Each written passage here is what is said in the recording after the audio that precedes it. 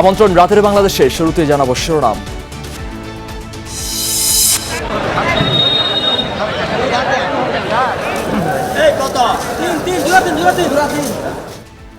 ক্রেতা বিক্রেতার হাঁক ডাকে জমজমাট রাজধানীর পশুর হাট। পর্যাপ্ত সরবরাহ থাকলেও দাম নিয়ে মিশ্র প্রতিক্রিয়া। ছোট ও মাঝারি গরুর চাহিদা বেশি। বাজার তো ব্যাপারী দাম চাবেই, আপনি দাম বলে নিতে হবে। রিজনেবল, হ্যাঁ, বাড়তি গরু আছে, মানুষই কম। সরকার তো লোন নিয়ে গরু কিনছে, এই লোন কিভাবে শোধ করবো? গরু যদি না বিক্রি করতে পারি ভালো দামে। ঈদে ঘরমুখ মানুষের মহাসড়কে চাপ। উত্তরের পথে এবারও ভোগান্তি। বিমানবন্দর স্টেশনে ট্রেনে উঠছে বিশৃঙ্খলা। লঞ্চে যাত্রীর ঢল। لا يمسهم السوء ولا هم يحزنون ومن يتق الله يجعل له مخرجا ويرزقه من حيث لا يحتسب। আরাফার ময়দানে খুতবার মধ্য দিয়ে হজের মূল আনুষ্ঠানিকতা শেষ। ফিলিস্তিনিদের রক্ষায় মুসলিম বিশ্বকে এক হওয়ার আহ্বান। রাতে মুজদালিফে অবস্থান করবেন হাজিরা। খাদ্যের জন্য কারো উপর নির্ভর করবে না বাংলাদেশ, জানালেন প্রধানমন্ত্রী। ৭৪-এর মতো পরিস্থিতি তৈরি করতে তৎপর একটি পক্ষ। তিক্ত অভিজ্ঞতা ৭৪ সালে নগদ টাকা দিয়ে কেনা খাদ্য কিন্তু আসতে দেয়নি, কৃত্রিমভাবে সেখানে একটা দুর্ভিক্ষ সৃষ্টি করা হয়েছিল। সেন্ট মার্টিন আক্রান্ত হলে পাল্টা জবাবের হুঁশিয়ারি ওবায়দুল কাদেরের। সরকারের নতজানু দাস সুলভ মনোভাবের সমালোচনায় ফখরুল। কত ব্যর্থতাই সরকারের, যে আমার একটা দ্বীপ, সেই দ্বীপে আমরা যেতে পারছি না। আক্রান্ত হলে সে আক্রমণের জবাব তো আমরা দেব। বহির্শত্রুর যে কোনো হামলা প্রতিহতে প্রস্তুত প্রতিরক্ষা বাহিনী, জানালেন সেনাপ্রধান। সার্বভৌমত্ব ক্ষুণ্ণ হলে ছাড় দেওয়া হবে না কাউকে। বিএনপির কেন্দ্রীয় কমিটিতে ব্যাপক রদবদল। ভাইস চেয়ারম্যান, যুগ্ম মহাসচিব সহ ৩৯ পদে পরিবর্তন। দলে মিশ্র প্রতিক্রিয়া। এছাড়াও রাতের বাংলাদেশে আরও থাকছে। বিশ্বকাপের সোমবার বাংলাদেশের প্রতিপক্ষ নেপাল। হালকাভাবে নিচ্ছে না শান্ত সাকিবরা। সেন্ট ভিনসেন্টে অনুশীলনে ঘাম ছড়ালো টাইগাররা।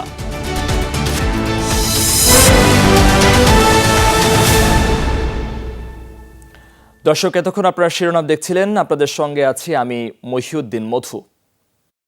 সহনীয় আছে রাজধানীর কোরবানির পশুর বাজার।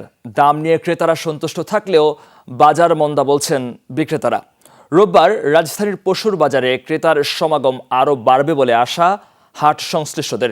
এদিকে কোরবানির বর্জ্য ৬ ঘন্টার মধ্যে পরিষ্কারের ঘোষণা দিয়েছেন উত্তর সিটি কর্পোরেশনের মেয়র। দুপুরে বছিলা পশুর হাট পরিদর্শনে গিয়ে কথা জানান তিনি।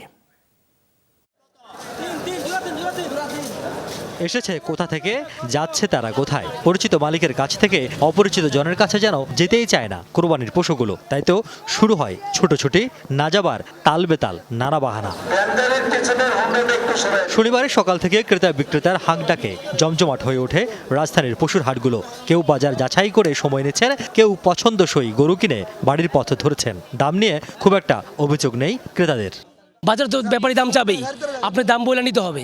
কিন্তু এখন আমার কাছে রিজনেবল মনে হইতাছে। রিজনেবল, হ্যাঁ, বাড়তি গরু আছে, মানুষই কম। দাম ঠিক আছে, সাধ্যের ভিতরে আছে, ঠিক আছে। তবে মন খারাপ বিক্রেতা আর ব্যাপারীদের। তাদের অভিযোগ, পশু পরিচর্যা আর খরচের আশপাশ দিয়েও যাচ্ছেন না ক্রেতারা। বরাবরের মতো মাঝারি আকারের গরুর চাহিদা ছিল বেশি, বড় গরুর ক্রেতা সংকট। বড় গরু বিক্রি হচ্ছে না, পাটিও কম আসতেছে, কোরবানিও কম। ২,০০০ টাকা বস্তা ভুসি কিনা গরুরে খাবাইছি। সরকার তো লোন নিয়ে গরু কিনছে, এই লোন কিভাবে শোধ করবো? গরু যদি না বিক্রি করতে পারি ভালো দামে, যদি তাহলে কি করবো আমরা? বড় গরুর চাহিদা ভাই মোটামুটি, বড় গরুর কাস্টমার কম, বেশি একটা না, ছোট গরুর কাস্টমার বেশি। হাটের ব্যবস্থাপনা নিয়ে সন্তুষ্ট ক্রেতা বিক্রেতারা। এবার রাস্তায় কোরবানির পশু রাখার উপর যে কড়াকড়ি তা বজায় থাকায় স্বস্তিতে চলছে পশু কেনাবেচা। দুপুরে হাট তদারকিতে যান উত্তর সিটির মেয়র। জানান, কোরবানির বর্জ্য দ্রুত অপসারণে নেওয়া হয়েছে যথাযথ ব্যবস্থা। এবারটা আমার টার্গেট হলো ২টার থেকে রাত্র ৮টার মধ্যে শহর, মেইন রোড, অলি গলি সব কিছু যেন আমরা ক্লিয়ার করে ফেলতে পারি। ১০,০০০-এর অধিক পরিষ্কার পরিচ্ছন্ন কর্মী সেদিন মাঠে থাকবে ঈদের দিন ইনশাল্লাহ। উত্তর সিটি কর্পোরেশনের নির্ধারিত স্থানে পশু কোরবানি দিলে পশু প্রতি 1000 টাকা করে দেওয়ার ঘোষণা দেন মেয়র। রিয়াজ রায়হান, যমুনা নিউজ, ঢাকা। দর্শক, আমরা পশুরহাটের খবর জানবো আমাদের সহকর্মীদের কাছ থেকে। শুরুতে রাজধানী দিয়াবাড়ি থেকে যুক্ত হচ্ছেন সহকর্মী ফয়সাল মাহমুদ। যাচ্ছি তার কাছে। ফয়সাল, শেষ মুহূর্তে কেমন দেখছেন গরুর দরদাম, বেচাকেনা কেমন চলছে? মধু, শেষ সময়ে আপনি যেটি বলছেন বেচা কেনা তো সকাল থেকে আমরা দেখছি বেশ জমজমাট। এর মধ্যে পশুর হাটগুলো কিন্তু খালি হতে শুরু করেছে। আমরা দেখছি যে সে সকাল থেকেই ক্রেতাদের যেমন চাপ ছিল হাটগুলোতে, তেমনি বেচা কেনাও ছিল পুরোদস্তুর। এখন বলা যায় যে কিছুটা দাম কমেছে, যার কারণে মানুষজনের উপস্থিতিও কিন্তু সেই তুলনায় কিন্তু আমরা ক্রেতাদের উপস্থিতিও দেখছি। আর বিক্রেতারাও চাচ্ছেন না, যেহেতু তারা দেশের বিভিন্ন প্রান্ত থেকে রাজধানীতে তারা গরু নিয়ে এসেছিলেন, তাই তারা চাচ্ছেন না গরুগুলো নিয়ে আবার ফেরত যাওয়ার। তাই তারা বলছেন যে তারা কিছুটা ক্ষতি বা লস করেই তারা কিন্তু সে গরুগুলোকে ছেড়ে দিচ্ছেন। যে এইসব গরু আমরা দেখছি যে 2 লাখ টাকা দাম নর্মাল হওয়ার কথা, সেগুলো কিন্তু প্রায় 1.5 লাখ টাকায় অনেক বিক্রেতাই ছেড়ে দিচ্ছেন, শুধুমাত্র তারা সেগুলোকে নিয়ে আবার বহন করে ফিরে যেতে হবে এই যন্ত্রণা থেকে মুক্তি পাওয়ার জন্য। আমরা দেখছি এবং বিক্রেতাদের সাথে কথা বলছি। এবার রাজধানীতে বেশ গরুর বেড়ে গেছে। ঢাকার যেহেতু 4 প্রান্ত থেকেই গরু এসেছে, যার কারণেই কিন্তু সরবরাহটা বেশি ছিল, যার ফলেই এবার স্বভাবতই গরুর দামটাও কিন্তু অনেকটাই কম। ক্রেতারাও স্বাচ্ছন্দ্যে কিনছেন, দেখে শুনে তারা বুঝে শুনেই কিন্তু। রাজধানীতে বেশ জমজমাটি মনে হচ্ছে পশুরহাট। আমরা একটু রাজধানীর বাইরে সিলেটে এবার সেখানকার পরিস্থিতি জানতে চাই। আমাদের সহকর্মী নাবিল আছেন আমাদের সাথে। নাবিল, হাটে ওখানকার পশু কেমন বেচাকেনা হচ্ছে, দাম নিয়ে সেখানে ক্রেতা বিক্রেতাদের কি অভিমত? মধু, সময় যত গড়াচ্ছে ততই আসলে হাটে ক্রেতাদের ভিড় কিন্তু বাড়ছে। আমরা গতকাল এবং আজ সকালে আমরা যেটি দেখেছিলাম যে হাটগুলো অনেকটাই ক্রেতাশূন্য ছিল, কিন্তু রাত যত গভীর হচ্ছে ক্রেতারা কিন্তু হাটে আসতে শুরু করেছেন। অনেকে আসলে তাদের পছন্দের যে পশু, সেই পশু তারা দেখছেন, দরদাম করছেন, পছন্দ হলে তারা বাড়ি নিয়ে যাচ্ছেন। তবে চিরাচরিত যে নিয়মটি আমরা যেটি দেখি সবসময়, যে পশুর যে দরদামের বিষয়, সেটি আসলে ক্রেতা বিক্রেতাদের মধ্যে আসলে হয়েই যাচ্ছে। এবং ক্রেতারা যেটি অভিযোগ করছেন, আসলে তারা যে পশুগুলো দেখছেন, বিশেষ করে ছোট এবং মাঝারি ধরনের যে পশু, সেই পশুগুলোর দামটা এবার বেশি। বিশেষ করে গত বছরের থেকে আসলে কোনো ক্ষেত্রে 10 থেকে 15 হাজার টাকা বেশি দরে আসলে বিক্রেতারা চাচ্ছেন, ব্যাপারীরা চাচ্ছেন, সেটি অভিযোগ করছেন ক্রেতারা। যদিও ব্যাপারীরা বলছেন যেহেতু পশু খাদ্য পরিবহন সহ সব ধরনের খরচ বেড়েছে, ফলে তাদের বাধ্য হয়ে আসলে অতিরিক্ত দামে তাদের পশু বিক্রি করতে হচ্ছে। তবে মূল যে সিলেটের ক্ষেত্রে সংখ্যা, সেটি হচ্ছে বৈরী আবহাওয়া। আমরা দেখেছি যে আসলে বৃষ্টি সহ আজকে পুরো দিনই আসলে বৃষ্টি ছিল, ফলে এই ধরনের বৈরী আবহাওয়া নিয়ে ব্যাপারীদের মধ্যে একটি শঙ্কা আছে যে শেষ পর্যন্ত আগামীকাল মাত্র একটা দিন বাকি রয়েছে। যদি আগামীকালও এরকম বৈরী আবহাওয়া থাকে, তাহলে তারা যে পশু নিয়ে হাটে এসেছিলেন সেই পশু কতটুকু বিক্রি করতে পারবেন সেটি নিয়ে একটি শঙ্কা রয়েছে। মধু, ধন্যবাদ আপনাকে। নাবিল হোসেন বিস্তারিত জানাচ্ছিলেন আমাদেরকে গরুর পশুরহাট নিয়ে। ঈদে ঘরমুখী মানুষের ঢল সড়ক মহাসড়কে। যাত্রীয় যানবাহনের চাপে বিভিন্ন পয়েন্টে গাড়ির ধীরগতি ও জটলা। বাড়তি ভাড়া এবং গাড়ি না পেয়ে অনেকে ট্রাক পিকআপে রওনা দেয় গন্তব্যে। দৌলতদিয়া পাটুরিয়া নৌ রুটেও বেড়েছে যাত্রী চাপ। উত্তরাঞ্চলের পথে সব জটলা এসে মিশেছে এই চন্দ্রমোড়ে। ঈদযাত্রায় সড়ক মহাসড়কে বেড়েছে যানবাহন আর যাত্রী চাপ। বেলা বাড়ার সাথে সাথে বাড়তে থাকে যাত্রী সংখ্যা। কোনাবাড়ি থেকে কালিয়াকৈর পর্যন্ত দেখা দেয় দীর্ঘ সারি। বাস না পেয়ে ট্রাক পিকআপে যে যেভাবে পারছেন চড়ে বসেছেন গন্তব্যে যেতে। পরিবারের সঙ্গে ঈদ করা অনেক মজা। ঈদ মানে হাসি, ঈদ মানে খুশি, ঈদ মানে আনন্দ। তো সবাই মিলে ঈদ আনন্দ ভাগাভাগি করে নিতে চাই, তাই বাড়ির উদ্দেশ্যে রওনা। গরমে তো এই যে 2-3 ঘন্টা ধরে দাঁড়াই আছি আমরা, এত গরমে কি দাঁড়া থাকা যায়? আর গাড়ি তো পাইতেছি না, রাস্তায় অনেক জ্যাম, যেতে পারতেছি না, 1.5 ঘন্টা ধরে বসে আছি। বিশৃঙ্খল চলাচল, যানবাহন বিকল, মহাসড়কের পাশে গরুর হাট, সব মিলিয়ে থমকে গেছে গাড়ির চাকা। বাস সংকটের পাশাপাশি বাড়তি ভাড়া আদায়ের অভিযোগ যাত্রীদের। যাবো হচ্ছে গোপালপুর, আমরা ভাড়া নিতেছে অনেক ডাবল বেশি, আর হয়রানি তো আছে, আমাদের জামজট তো অভাবই নাই। এখানে অনেকক্ষণ ধরে ওয়েট করতেছি, কোনো গাড়ি পাচ্ছে না, আর অতিরিক্ত ভাড়া চাচ্ছে। 5 ঘন্টা ধরে অপেক্ষা করে আছি গাড়ি, মানে 10 টাকা ভাড়া, ওরা 100 টাকা চাচ্ছে, 10 গুণ বেশি যাচ্ছে। দিনের শুরুতে বঙ্গবন্ধু সেতুর পূর্ব প্রান্তে যানবাহনের ধীরগতি থাকলেও বেলা বাড়ার সাথে সাথে তা কমে আসে। ঢাকা চট্টগ্রাম ও ঢাকা মাও এক্সপ্রেসওয়েতে নেই গাড়ির চাপ। যাত্রী ও যানবাহনের চাপ বেড়েছে পাটুরিয়া দৌলতদিয়া নৌ রুটে। নদীতে স্রোতের কারণে কিছুটা বাড়তি সময় লাগলেও নেই বড় ভোগান্তি। ছোট বড় 18টি ফেরিতে চলছে যানবাহন পারাপার। রাহিম সারোয়ার, যমুনা নিউজ। দর্শক, আমরা একটু ঈদ যাত্রার খবর জানতে চাই। গাজীপুরের চন্দ্রা থেকে সরাসরি যোগ দিচ্ছেন হোসাইন আলী বাবু। বাবু, সারাদিনে তো ধীরগতিতে চলেছে যানবাহন। ঢাকা টাঙ্গাইল বা ঢাকা ময়মনসিংহ মহাসড়কের এখনকার অবস্থা কি? সারাদিনের মতো এখনো কিন্তু ঢাকা টাঙ্গাইল মহাসড়কের যে চন্দ্রা মোড়, সেই চন্দ্রা মোড়ে কিন্তু ধীরগতিতে গাড়ি চলছে। এখনো পর্যন্ত রাত যত গভীর হচ্ছে এই চন্দ্রা মোড়ে গাড়ির চাপ তত বেশি বাড়ছে এবং যাত্রীদের চাপ কিন্তু এখনো রয়েছে। গাবতলী থেকে এবং নোয়াখালী থেকে যেসব গাড়ি ছেড়ে আসছে, প্রত্যেকটি গাড়ি কিন্তু চন্দ্রা মোড়ে এসে এখানে থামিয়ে যাত্রী উঠাচ্ছে, যার কারণে দীর্ঘ সারি হচ্ছে, দীর্ঘ জটলা হচ্ছে। আর যারা হচ্ছে গাড়ির ভেতরে সিট না পাচ্ছে তারা কিন্তু গাড়ির ছাদে উঠে তারা যাচ্ছেন পরিবার পরিজনদের সাথে ঈদের আনন্দ ভাগাভাগি করার জন্য। আপনি দেখতে পাচ্ছেন যে প্রত্যেকটি গাড়ির ছাদে এবং ট্রাকে উঠে মানুষ যাচ্ছে জীবনের ঝুঁকি নিয়ে, তারা কিন্তু বাড়ি ফিরছেন। পাশাপাশি যদি বলি হাইওয়ে পুলিশের যে কার্যক্রম, তারা কিন্তু প্রায় 21টি পয়েন্টে কিন্তু কাজ করছেন। তারপরও আসলে যে পরিমাণ যাত্রী এই চন্দ্রা মোড়ে রয়েছে তাদেরকে কিন্তু আসলে কোনোভাবেই গাড়ির ছাদে ওঠা থেকে বিরত রাখতে পারছেন না, কারণ তারা যেটা বলছে যে আর একদিন বাকি আছে ঈদুল আজহা, তারা কিন্তু বাড়িতে যাবে। সে অপেক্ষা করে গাড়ির ছাদে এবং ট্রাকে এবং এইখানকার যে অবস্থা সেটা আসলে এই যে সারা রাত অবধি কিন্তু আসলে এই ঢাকা টাঙ্গাইল মহাসড়কের যে ধীরগতি এবং লম্বা জটলা সেটা কিন্তু থাকবে বলে জানিয়েছেন হাইওয়ে পুলিশের যারা রয়েছেন তারা। আগামীকাল সকালে হয়তোবা এটা স্বাভাবিক দেখাই যাচ্ছে। তীব্র জটলা বেঁধে আছে, মানুষের কষ্ট এবং ভোগান্তি বেড়ে আছে। বাবু, আপনাকে ধন্যবাদ, বিস্তারিত জানাচ্ছিলেন আমাদেরকে। It's pure elegance, pure beauty.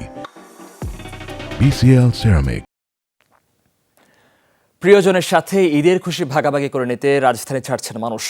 Bus, train, লঞ্চে যে যেভাবে পারছেন ফিরছেন নিজ ঘরে। যাত্রী চাপ থাকলেও যথাসময়ে ছাড়ছে ট্রেনগুলো। গার্মেন্টস সহ বেসরকারি প্রতিষ্ঠান ছুটির পর বাস ও লঞ্চে বাড়ে যাত্রীদের ভিড়। কোথাও কোথাও অতিরিক্ত ভাড়া দেওয়ার অভিযোগ ছিল যাত্রীদের কণ্ঠে। তিল ধারণের জায়গা নেই, তাতে কি? পরিবারের সাথে ঈদের আনন্দ ভাগাভাগি করতে যেতেই হবে বাড়ি। তাই তো ট্রেনে উঠতে এমন প্রাণান্তকর চেষ্টা ঘরমুখো মানুষের। বিকেলের পর থেকে রাজধানী ছেড়ে যাওয়া প্রায় প্রতিটি ট্রেনের চিত্রই ছিল এমন। যারা দরজা দিয়ে পারেননি তারা উঠেছেন জানালা দিয়েই। কেউ কেউ তো জীবনের ঝুঁকি নিয়ে চড়ে বসেছেন ছাদে। আর কথা কেন না, ট্রেনে উঠায় নিয়ে যেতে হয়, এই যে জুতো নিচে হাতে। জীবনের ঝুঁকি থাকলে কি করা যায়? এখন আমরা তো যেতে হবে, তো আমরা তো যেতে পারতেছি না। এই যে দেখেন একটুকু জায়গা নাই। কত মানুষ চেপে যাচ্ছে, যাবে না নাকি? এরকম করছে কেন? গেটের সামনে অন্যান্য গেট থেকে তো এই গেটে কম লোকজন। দুপুরের পর থেকে ছুটি হয় সব বেসরকারি প্রতিষ্ঠান, শিল্প কলকারখানা, গার্মেন্টস। বিকাল হতেই বাড়ির পথ ধরা এসব মানুষের স্রোত গিয়ে ঠেকে বাস স্ট্যান্ডগুলোই। কিন্তু কারো হাতেই নেই ঘরে ফেরার টিকিট। না পেলে যেভাবে হয় ভাঙ্গা, যেভাবে যে কষ্ট হলেও যাওয়া লাগবে। দেখি অবস্থা দেখে বুঝতে পারতেছেন কতটা হয়রানি হচ্ছে। টিকিট নাই তো, কোনো কাউন্টারে, সব কাউন্টারে দেখছি টিকিট পাই নাই। কল্যাণপুর থেকে তো এই গাবতলী পর্যন্ত প্রচুর জ্যাম, আসাই যাচ্ছে না। ঘরমুখো মানুষের এমন চাপের সুযোগ নিয়েছেন রাজধানীর বিভিন্ন রুটে চলা মিনিবাসগুলো। যাত্রীদের কাছ থেকে 2 থেকে 3 গুণ বাড়তি ভাড়া নিয়ে রাজধানী ছাড়ছে রাজশাহী, রংপুর কিংবা দিনাজপুরের পথে। ব্রিজের উপরে যাবো, যদি হয় তাহলে বাসে যাবো 700 650 মধ্যে, যদি পাই যাবো, আর না হলে ট্রাকে যাবো। 60 টাকা ভাড়া নিতেছে, 300 টাকা করে। 300 টাকার নিচে আপনি যেখানে নামেন 300 টাকা। ঘরমুখো মানুষের উপচে পড়া ভিড় নৌপথেও। যাত্রী বোঝাই করে সদরঘাট ছাড়ছে ভোলা, পটুয়াখালী সহ দক্ষিণাঞ্চলের লঞ্চগুলো। ডেকে জায়গা না পেয়ে উঠে পড়েছেন ছাদেও। লঞ্চের ভিতরে টোটালি গরম, আর তাছাড়া মানুষজনের জ্যাম অনেক বেশি। ভরে গেছে, তারপরে ছাড়তেছে না, এটা একটা অমানবিকতা আর কি। আমি সাত পর্যন্ত উচ্চ ঘুরে ফিরে পরে এখানে বসে আছি, কোনো হলো জায়গা নেই। তবে পদ্মা সেতু চালু হওয়ার পর থেকে ঢাকা বরিশাল রুটের লঞ্চে ভিড় আগের চেয়ে অনেক কম। আরিফুর রহমান সবুজ, যমুনা নিউজ, ঢাকা। লাব্বাইক আল্লাহুম্মা লাব্বাইক, হে পরম করুণাময়, তোমার দরবারে বান্দা হাজির। এই ধ্বনিতে মুখর হলো আরাফার ময়দান। শেষ হলো পবিত্র হজের মূল আনুষ্ঠানিকতা। মসজিদে নামিরার খুতবায় বিশ্ব শান্তি কামনা করেন মসজিদুল হারামের ইমাম ও খতিব শায়খ ডক্টর মাহের আল মুয়াইকিলি। এ সময় তিনি বিভিন্ন দেশে চলা সংঘাত বন্ধের আহ্বান জানান।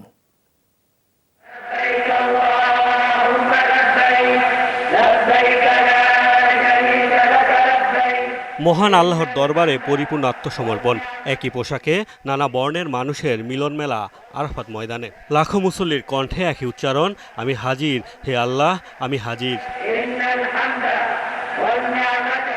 5 দিনের হজের মূল আনুষ্ঠানিকতা সম্পন্ন হয় আরাফার ময়দানে। এখানে দাঁড়িয়ে হযরত মুহাম্মদ সাল্লাল্লাহু আলাইহি ওয়াসাল্লাম বিদায় হজের ভাষণ দিয়েছিলেন। এদিন ফজরের নামাজ শেষে মিনা থেকে 14 কিলোমিটার দূরের আরাফার ময়দানে সমবেত হন মুসল্লিরা। স্থানীয় সময় দুপুর 12টায় খুতবা শুরু করেন মসজিদুল হারামের ইমাম ও খতিব শায়খ ডক্টর মাহের আল মুয়াইকিলি। বাংলাসহ বেশ কয়েকটি ভাষায় সম্প্রচারিত হয় সেই খুতবা। এ সময় বিশ্বের শান্তি কামনার পাশাপাশি মুসলিমদের ঐক্যবদ্ধ হওয়ার আহ্বান জানানো হয়। আল্লাহ তাআলা মানুষের প্রাণ রক্ষাকে অপরিহার্য করেছেন এবং রক্তপাতের বিষয়ে সীমা লঙ্ঘনকে নিষিদ্ধ ঘোষণা করে বলেছেন, ওয়ালা তাকতুলুন নাফসাল্লাতী হারামাল্লাহু ইল্লা বিল হক, তোমরা ন্যায়সঙ্গত কারণ ছাড়া সে প্রাণ হত্যা করো না যা আল্লাহ নিষিদ্ধ করেছেন। যে ব্যক্তি তাকওয়ার অধিকারী হয় সে দুনিয়া ও আখিরাতের উত্তম পরিণাম এবং নিশ্চিত বিজয় লাভ করে। আল্লাহ সুবহানাহু ওয়া তাআলা বলেন, আর যারা তাকওয়া অবলম্বন করেছে আল্লাহ তাদেরকে উদ্ধার করবেন তাদের সাফল্য সহ। তাদেরকে অমঙ্গল স্পর্শ করবে না এবং তারা চিন্তিত হবে না। কিছুক্ষণ বিরতির পর জোহর আর আসরের নামাজ একসাথে আদায় করেন হাজিরা। মুসলিম বিশ্বের সবচেয়ে বড় জমায়েতে এবছর যোগ দেওয়ার সৌভাগ্য হয়েছে বিশ্বের বিভিন্ন দেশের 15 লাখের বেশি মুসল্লির। এই অনুভূতি ভাষায় প্রকাশ করার মতো নয়। আরাফার ময়দানে আল্লাহ আমাদের আমলগুলো কবুল করুন, মনে হচ্ছে সৃষ্টিকর্তার কাছাকাছি আছে। মুজদালিফায় একসাথে আদায় করবেন মাগরিব ও এশার নামাজ। ফজরের নামাজ আদায় করে মিনায় আল জামারায় শয়তানকে লক্ষ্য করে পাথর নিক্ষেপ করবেন। এরপর পশু কুরবানি করবেন। সবশেষ তাওয়াফ করবেন হাজিরা। মোস্তফা মাহমুদ, যমুনা নিউজ। খাদ্যের জন্য কারো উপর নির্ভর করতে চায় না বাংলাদেশ। ৭৪-এর মতো পরিস্থিতি তৈরি করতে একটি পক্ষ ষড়যন্ত্রে লিপ্ত। সকালে গণভবনে কৃষক লীগের বৃক্ষরোপণ কর্মসূচির উদ্বোধনীতে একথা জানান প্রধানমন্ত্রী শেখ হাসিনা। বলেন, শিল্পায়নের নামে কোনোভাবেই কৃষি জমি নষ্ট করা যাবে না। সরকার সেচ ব্যবস্থাকে সম্পূর্ণভাবে সৌরবিদ্যুতের অধীনে নেয়ার পরিকল্পনা করছে। দেশে সবুজায়ন বৃদ্ধিতে প্রতি বছরই 3 মাসের কর্মসূচি পালন করে বাংলাদেশ কৃষক লীগ। এরই ধারাবাহিকতায় সকালে গণভবনে হয় বৃক্ষরোপণ কর্মসূচির উদ্বোধনী পর্ব, যাতে যোগ দেন আওয়ামী লীগ সভাপতি প্রধানমন্ত্রী শেখ হাসিনা। পররাষ্ট্র মন্ত্রণালয়ের পাশে অনুষ্ঠানে প্রধানমন্ত্রী বলেন, কৃষি নির্ভর বাংলাদেশে আওয়ামী লীগের উদ্যোগেই কৃষি ও ধান গবেষণা ইনস্টিটিউট স্থাপন করা হয়। অন্য কোনো সরকারই এ বিষয়ে উদ্যোগ নেয়নি। আমাদের খুব তিক্ত অভিজ্ঞতা ৭৪ সালে নগদ টাকা দিয়ে কেনা খাদ্য কিন্তু আসতে দেয়নি। কৃত্রিমভাবে সেখানে একটা দুর্ভিক্ষ সৃষ্টি করা হয়েছিল। সেটা বঙ্গবন্ধু শেখ মুজিবকে যেভাবে মানুষের কাছ থেকে বিচ্ছিন্ন করতে, আর সেটাও যখন সফল হয়নি তারপরে তো 15 আগস্ট ঘটালো। এখনও কিছু লোকের কিন্তু সেই চেষ্টাটাই আছে। সেজন্য বলছিলাম 2013 সালের আগুন দিয়ে মানুষ পড়ায়নি, ওরা হাজার হাজার গাছ কেটে ফেলেছিল। প্রাকৃতিক দুর্যোগ বারবার বাংলাদেশে আসবে, তাই সবুজায়নের মাধ্যমেই পরিবেশ রক্ষা করা হবে বলে জানান তিনি। আমাদের 3 ফসলি জমি কোনো মতেই সেটা নষ্ট করা যাবে না। সেখানে কেউ কোনো ইন্ডাস্ট্রি করতে পারবে না। যত্রতত্র যাতে এভাবে জমি নষ্ট করে শিল্পায়ন করতে না পারে, সেই জন্য আমরা কৃষি বিশেষ অর্থনৈতিক অঞ্চল করে দিয়েছি। বিএনপির সময় গুলি খেয়ে মরতে হলেও আওয়ামী লীগ সরকার কৃষকের কল্যাণে কাজ করে যাচ্ছে বলেও জানান প্রধানমন্ত্রী। এখন সোলার প্যানেলগুলো আরও আধুনিক হচ্ছে, অল্প জায়গায় হয়। আশেপাশে গ্রামে আমরা সোলার প্যানেল বসে সেটা দিয়ে আমরা সেচটা সম্পূর্ণভাবে আমি সোলার পাওয়ারে নিয়ে যেতে চাচ্ছি। এতে প্রথমে একটা খরচ আছে, কিন্তু পরে কৃষকের কিন্তু খুব কম খরচে তারা করতে পারবে, সেটাই আমরা করব। পরে প্রধানমন্ত্রী গণভবন প্রাঙ্গণে বৃক্ষরোপণ কর্মসূচির উদ্বোধন করেন। নিজ হাতে রোপণ করেন ফলদ, বনজ ও ভেষজ গাছের 3টি চারা। ভাস্কর ভাদুরী, যমুনা নিউজ, ঢাকা। বাংলাদেশ যুদ্ধ চায় না, তবে আক্রান্ত হলে ছেড়ে দেওয়া হবে না, এমনটা জানিয়েছেন আওয়ামী লীগের সাধারণ সম্পাদক ওবায়দুল কাদের। দুপুরে ধানমন্ডিতে আওয়ামী লীগ সভাপতির রাজনৈতিক কার্যালয়ে দেন এইসব হুঁশিয়ারি। জানান, বাংলাদেশ চলবে নিজস্ব সংবিধান ও নীতিমালা অনুযায়ী, তাতে কে কি বলল সেটা নিয়ে সরকারের মাথা ব্যথা নেই। আওয়ামী লীগ সভাপতির রাজনৈতিক কার্যালয়ে দলের সাধারণ সম্পাদক ওবায়দুল কাদেরের সংবাদ সম্মেলন। সাংবাদিকদের সঙ্গে আলাপকালে উঠে আসে সমসাময়িক রাজনীতির নানা ইস্যু। তাদের সাথে আমাদের কোনো বৈরিতা নেই। উঠে আসে সেন্ট মার্টিন এলাকায় মিয়ানমারের ছোড়া গুলি নিয়ে উদ্বেগজনক পরিস্থিতি। এ নিয়ে ওবায়দুল কাদের বলেন, বাংলাদেশ যুদ্ধ চায় না, তবে আক্রান্ত হলে ছেড়ে দেয়া হবে না। আমরা আলাপ আলোচনার মাধ্যমে সমাধানের চেষ্টা করছি এবং করে যাব। আমরা আক্রমণ করব না, কিন্তু আক্রান্ত হলে কি আমরা ছেড়ে দেব?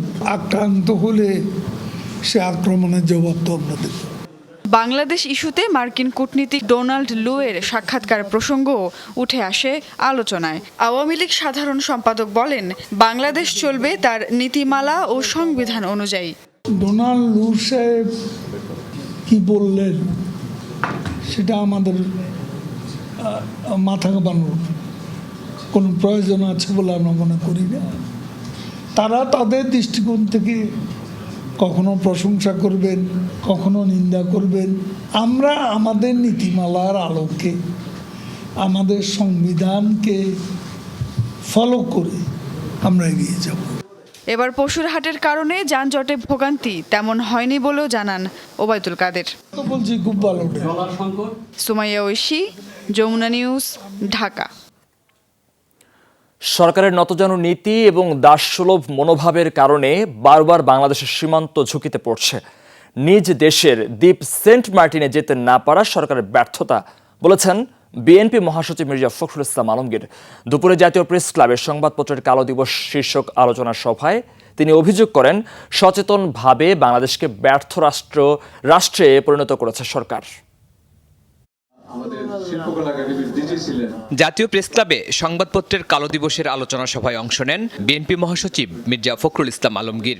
অভিযোগ করেন, কেবল সংবাদপত্রের জন্য নয়, 16 জুন সারা বাংলাদেশের জন্যই কালো দিবস। প্রতিদিনই কালো দিবস, শুধু সংবাদপত্রের নয়, সমস্ত জাতির জন্য কালো দিবস। নানা ইস্যুতে সরকারের সমালোচনা করেন তিনি। বলেন, পুলিশ প্রধানের দুর্নীতি আর সেনা প্রধানের জালিয়াতি কোনো সভ্য দেশে ভাবাই যায় না। পুলিশ প্রধান সেই রকম ভয়াবহভাবে ডাকাতি করে আপনার গোটা দেশে একটা সাম্রাজ্য গড়ে তুলবে, আপনার তার দুর্নীতির এগুলো চিন্তা করা যায় না। সেনাবাহিনীর একজন সাবেক প্রধান তার ভাইদেরকে পাসপোর্ট পাইয়ে দেওয়ার জন্য সে আপনার পুরোপুরি জালিয়াতির আশ্রয় নিয়েছে। কথা বলেন সেন্ট মার্টিন ইস্যুতেও। কি দুঃখজনক, কি মানে এটাকে কি বল, কত ব্যর্থতা এই সরকারের, যে আমার একটা দ্বীপ, সেই দ্বীপে আমরা যেতে পারছি না।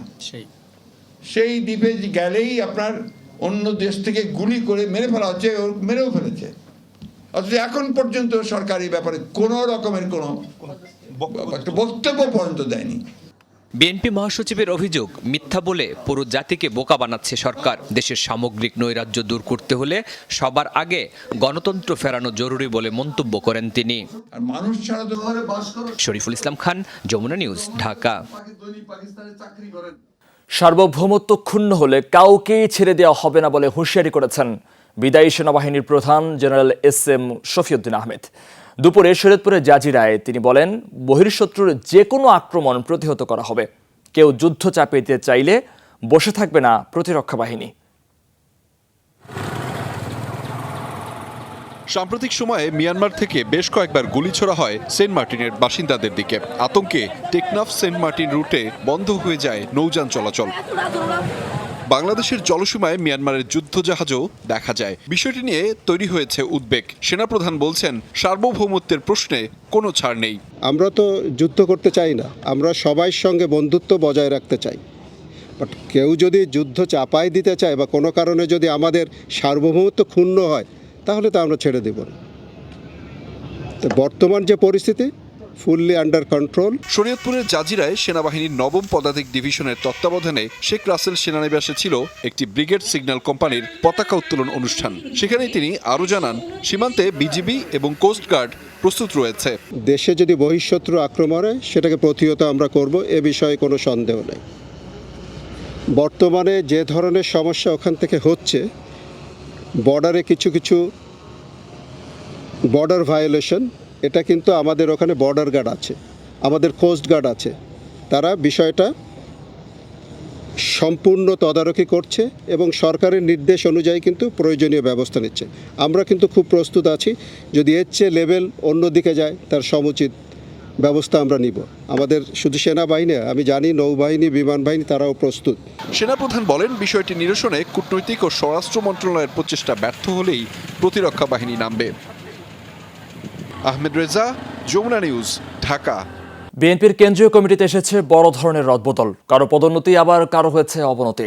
ভাইস চেয়ারম্যান, যুগ্ম মহাসচিব থেকে শুরু করে কেন্দ্রীয় নির্বাহী কমিটির সদস্য সহ 39 পদে পরিবর্তনের ঘটনায় মিশ্র প্রতিক্রিয়া আছে বিএনপিতে। বিস্তারিত জানাচ্ছেন সহকর্মী শরীফুল ইসলাম খান। বিএনপির রাজনৈতিক ইতিহাসে এ যেন এক নজিরবিহীন ঘটনা। 4টি মহানগর সহ গুরুত্বপূর্ণ 9টি কমিটি বিলুপ্তির একদিন বাদেই কেন্দ্রীয় কমিটিতে বিভিন্ন পদে বড় ধরনের রদবদল করা হলো। চেয়ারম্যান, ভারপ্রাপ্ত চেয়ারম্যান, মহাসচিব আর সিনিয়র যুগ্ম মহাসচিব ছাড়া পরের ধাপের প্রায় সব পদেই এসেছে পরিবর্তন। ভাইস চেয়ারম্যান পদে রাখা হয়েছে বিএনপির আন্তর্জাতিক বিষয়ক সম্পাদক ডক্টর আসাদুজ্জামান রিপনকে। সাবেক এমপি জহিরুদ্দিন স্বপন, 2 যুগ্ম মহাসচিব ব্যারিস্টার মাহবুবউদ্দিন খোকন ও মোয়াজ্জেম হোসেন আলাল, রাজশাহী বিভাগের সাংগঠনিক সম্পাদক রুহুল কুদ্দুস তালুকদার দুলো ও আন্তর্জাতিক বিষয়ক সম্পাদক বেবি নাজনীন সহ 8 জনকে চেয়ারপারসনের উপদেষ্টা হিসাবে নিয়োগ দেওয়া হয়েছে। আগের কমিটির প্রচার সম্পাদক শহীদুদ্দিন চৌধুরী অ্যানিকে যুগ্ম মহাসচিব করা হয়েছে। একই পদে নিয়োগ পেয়েছেন ময়মনসিংহ বিভাগের সাংগঠনিক সম্পাদক সৈয়দ এমরান সালেহ প্রিন্স। এছাড়া সাংগঠনিক ও সহ সাংগঠনিক সম্পাদক পদে এসেছে আরও নতুন কিছু মুখ। আমি ফরেন অ্যাফেয়ার্স কমিটিতে কাজ করেছি, জাতীয় নির্বাহী কমিটির সদস্য হিসেবে কাজ করেছি, মিডিয়া সেলের সদস্য হিসেবে কাজ করেছি এবং করছি।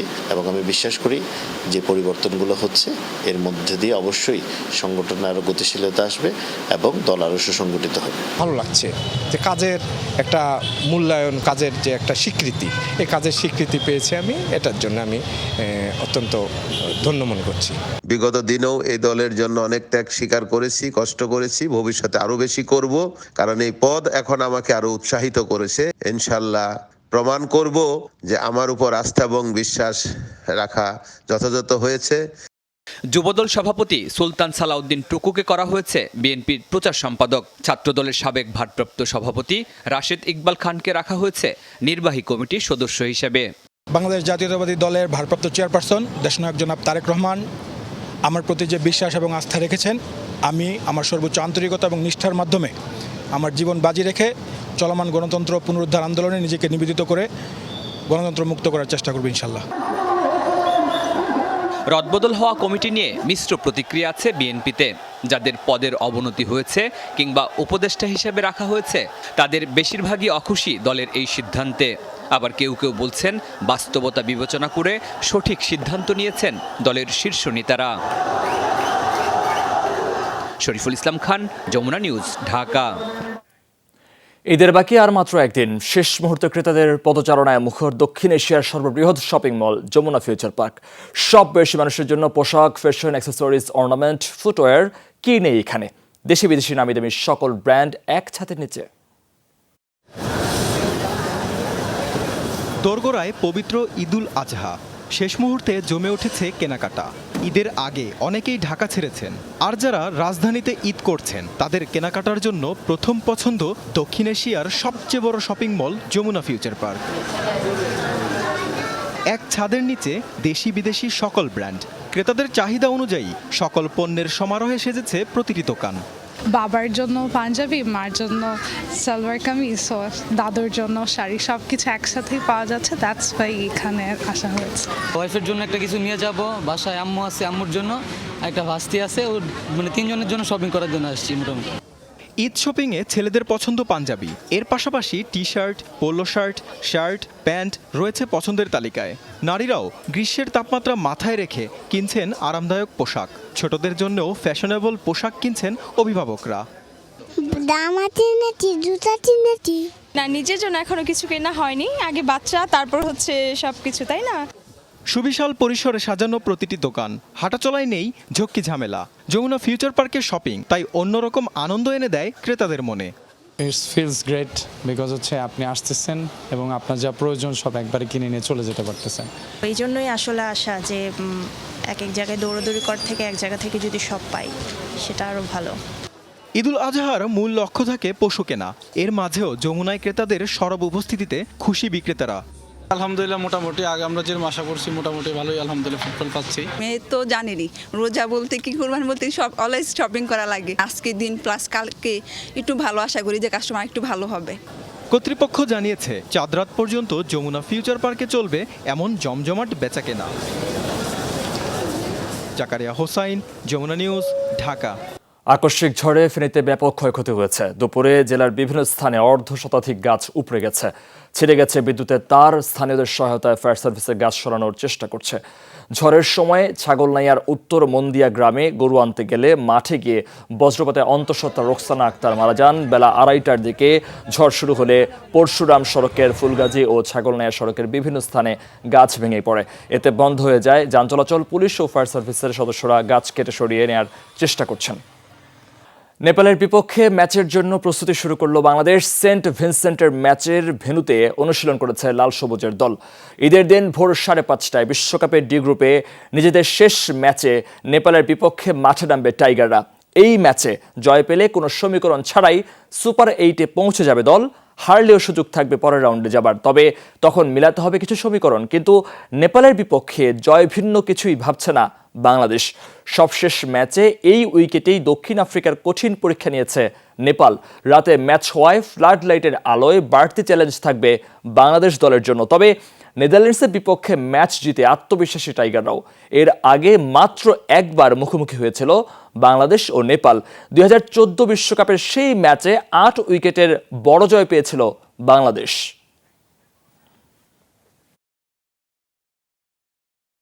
স্মুথ শেভিং এর জন্য শুধুমাত্র কুল, নাথিং এলস।